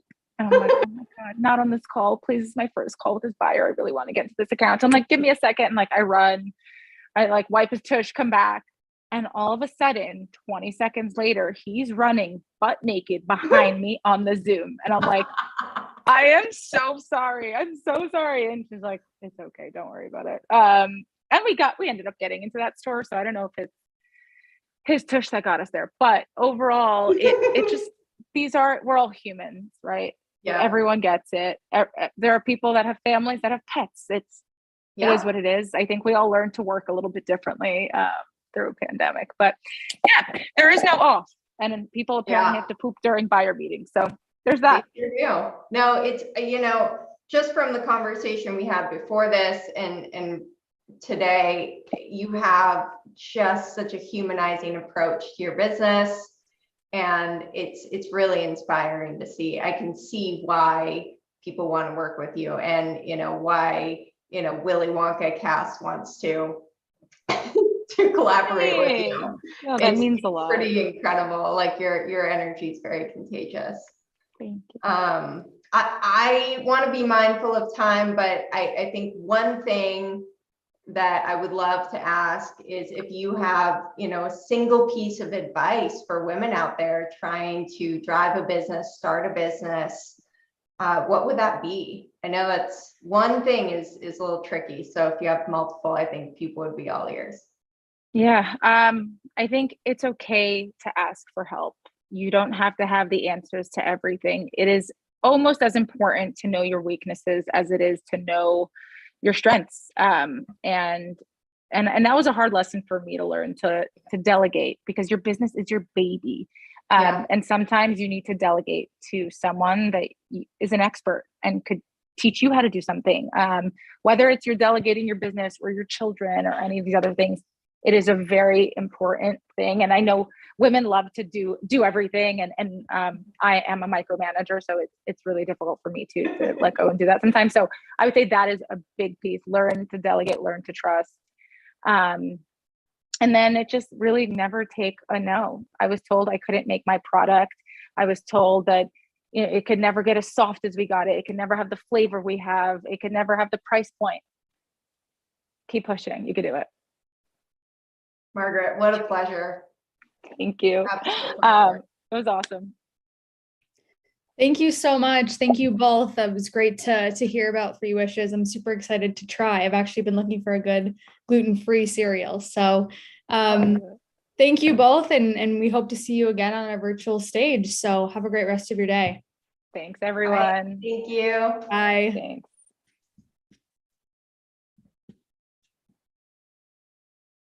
All right. And that is a wrap on our live cast, Women in Retail Marketing. We just want to say thanks so much to our speakers and our sponsors for joining in. And of course, our audience for tuning in during your day. We look forward to seeing you again on the virtual stage. But for now, that's all we've got. Thank you. Have a great rest of your day.